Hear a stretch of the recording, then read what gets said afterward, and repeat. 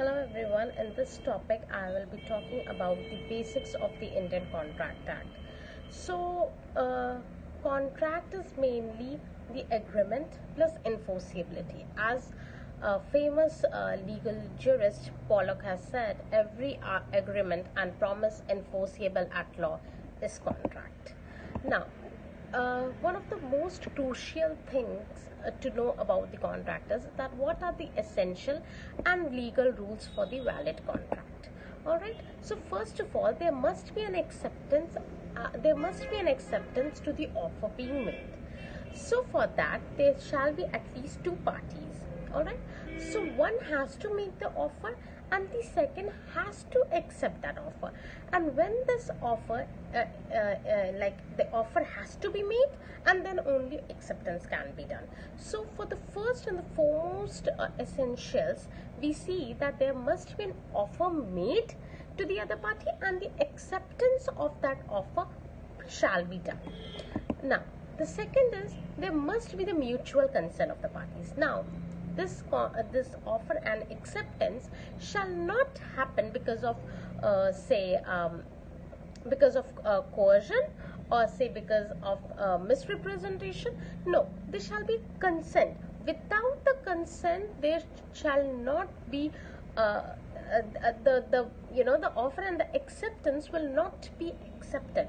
So for that, there must be a mutual consent of the parties, and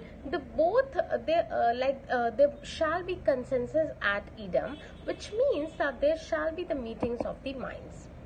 All right. Now, thirdly, there must be a legal obligation. So that agreement must create a legal obligation between the parties.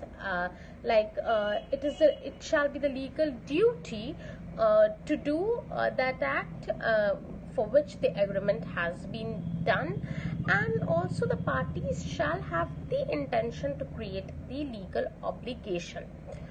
All right.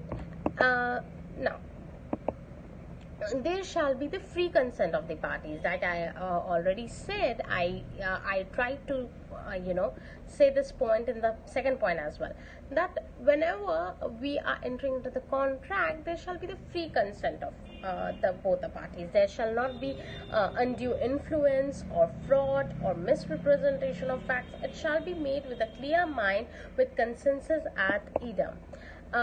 Now the parties must be competent to contract. Like, the one party cannot be of unsound mind, or cannot be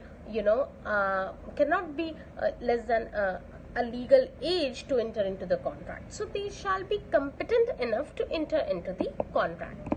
Now the first, there shall be the lawful consideration. Now what if there is, suppose, an immoral consideration, or any consideration which is forbidden by law. For example, if A says to B that if you will murder C, I will give you 10,000 rupees. Now this cannot be said to be a contract or enforceable under the Contract Act. Why? Because here the consideration given to the A by B to murder C is totally not a lawful consideration. There must be a lawful object to that contract. The agreement must not be declared to be void. So the agreement must not have been expressly declared to be void by the law, or the existence of that contract if it is said to be void, then that agreement cannot be the contract. Now the agreement must be certain. All right. Now the agreement for the performance of which is not possible will be held to be void in nature. Like, if suppose anyone gets into the agreement that he or she will bring the moon to the earth, so it's not at all possible. So therefore this cannot be said to be valid or to be enforceable by the Indian Contract Act. Thank you so much. And just to summarize, in this video we learn about what are the basic essentials of the Contract Act, and how the legal after fulfilling the elements only, an agreement can be said to be a legal contract and can be said that it is valid under the Indian Contract Act. Thank you.